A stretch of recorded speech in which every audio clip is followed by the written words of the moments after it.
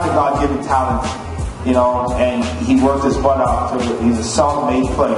But what I did get from my years of Grassroots was a camaraderie with the guys that I played with, and I also got a free education. You know what I mean? Like, there's a lot of people that I know that are still owing money till this day for their education. I wasn't even really that good, but I was dedicated to the game, and Coach Rowe made sure that, you know, he put me in a position to play in front of coaches, and somebody took me, thank God, and I went to school for free.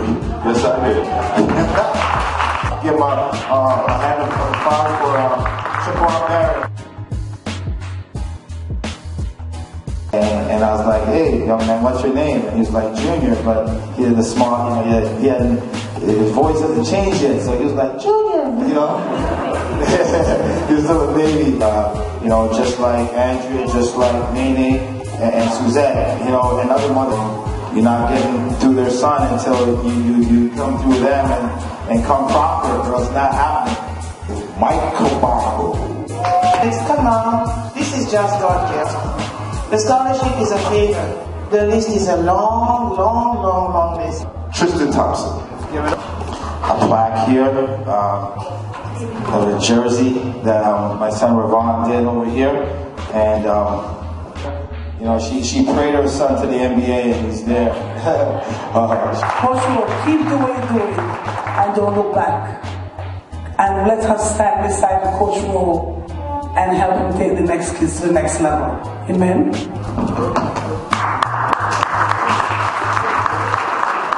At the same token, my sister, Ruth Stauskas, emulated the same thing, saying that she wanted to emphasize that without Coach Rowe's efforts during getting the exposure for Nick down in the summer tournaments, he would not have achieved what he did today, and he got the exposure with hard work, but with guidance. Thank you, and Nick asked to share that message with you today. I said Tristan signed these 2 balls, and you know, he did it really quick.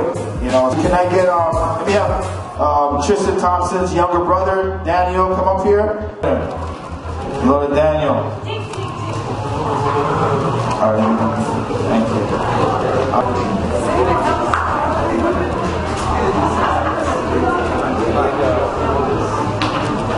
And I remember calling Coach Rowe, said, you know, Coach Rowe, I think I'm going to have a pretty good junior year. I want to play high Division I. I see Corey, I see Tristan, I see Junior. I want to play at that level. He called Coach Rowe, he said, I got you another school.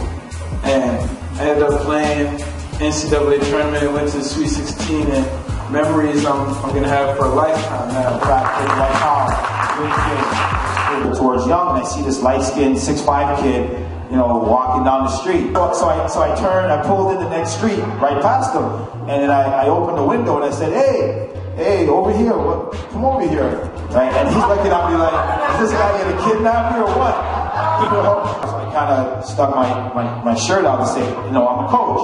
And then he was like, oh, okay, cool. And then he, you know, his blood pressure went down a little bit, back to normal. I said, were you going home? He said, yes. I said, I'll drive you home and I'll speak to your mother.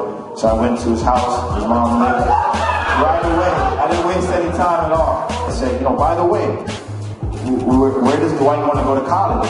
Or where do you see him going to college? He wants to go to Stanford. And I was like, done, he's going to Stanford. And she was like, come on, coach, you're just saying that just to recruit my son.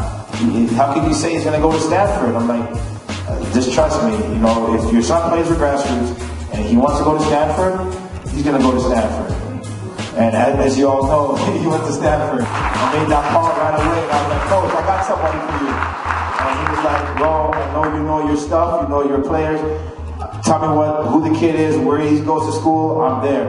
And in September, when he went to IMG prep school in Florida, the head coach, Donnie Dawkins, I played at Duke in the NBA, he was the first coach waiting for Dwight to practice. Dwight called me and said, coach, when I went to practice, the Stanford head coach was waiting for me.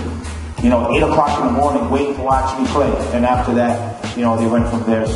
The potential that your kids have to develop a good future for themselves, and I'm not talking about the NBA, I'm talking about being able to acquire an education, being able to obtain a good career when they're adults, starts in programs like Grassroots. The numbers that Grassroots has put forward, I haven't seen in other programs.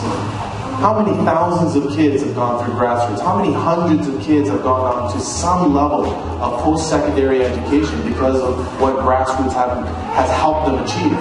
Much of the cost of this evening, the cost of these lovely frames, some of the food, and so forth has been defrayed by my partners, Bank of Montreal Asset Management, Next Gen Financial, Manulife Investments has donated a gift, Home Trust has donated the iPad, which I know created a good buzz around the room. The last 3 digits of the iPad winner is 899.